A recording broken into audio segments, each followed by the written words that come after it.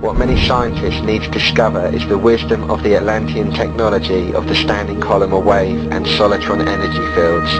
The Tesla coil, as well as structures such as the pyramid, are simple antennas designed to activate the grid system and power the world with inexpensive energy. The secret of generating power from the worldwide grid system is to develop a way to properly tune the pyramid or coil antenna. At the present time this is not achieved, as not enough scientists have studied the power source called the world grid. The ancient people used the world grid to achieve levitation and worldwide communication. This is why pyramids are found all over the world. The Giza pyramid in Egypt is a coil generator and was built to tap into the grid. The main control panel for this was the Ark of the Covenant. Beneath the Great Pyramid was a flooded area, whose purpose was to set up a ground plane. The primary coil was designed into the pit area, and the secondary coil was developed between the pit and the king's chamber. The capstone was the discharge point.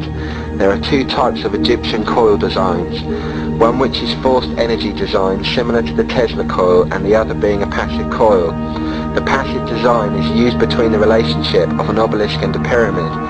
The pyramid and obelisk generate standing column or waves. The electromagnetic fields created between them cause the energy to flow from one to another via a spiraling arc of energy, of which the frequency can be changed by the angles and size of the obelisk or pyramid.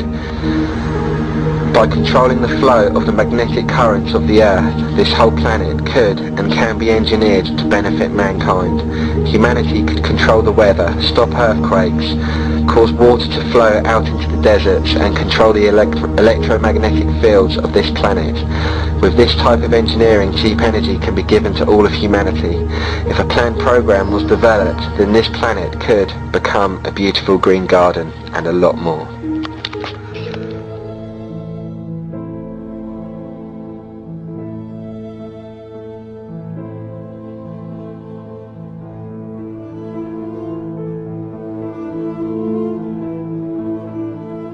Politicians funded by the Masons promoted the Masonic ideology. The secret lodges of the Masons were open to members of the French army. High-ranking officers and generals were indoctrinated to the Freemasons' way of thinking.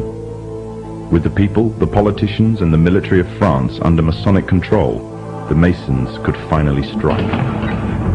Freemasonry has worked in a hidden but constant manner to prepare the revolution.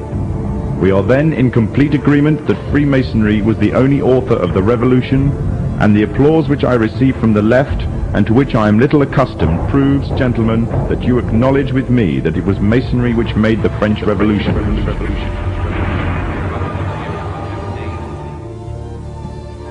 When the so-called founding fathers of America landed on Plymouth Rock, not only did they bring with them disfranchised people, they also brought the Freemasonic elements of Europe. The injustices which the fathers of America were escaping from in Europe was also to be found in the new land, in the form of a tyrannical British regime. In order to gain complete dominance of the new state, the Masons used the same methods to gain control of France. Although the British monarchy was run by the Masons, the American War of Independence was a necessary action, and the people involved in the war were expendable for the Masons to fulfill their dream. Emotions of the people were manipulated into anger, and just like France, anger turned into war. This time, however, previous mistakes would not be repeated. The near defeat the Masons faced against Napoleon and his army in Europe taught the Masons a lesson. Any forthcoming leaders of the resistance must follow the Masonic agenda. The best way to do this was to ensure the leader himself was a Mason, and the leader who took the war to the British was none other than George Washington. On the 4th of July 1776, the Declaration of Independence was made. On the 17th of October 1781, the British were finally defeated and surrendered the colonies to the Americans, and the world's first Masonic state was born, a nation that would represent Masonry in every way. A sign of the Masonic presence in America is plainly visible on the dollar bill, which carries a picture of George Washington, the first Freemasonic president in the world, and a picture of the Freemasonic symbol of the so-called all-seeing one eye.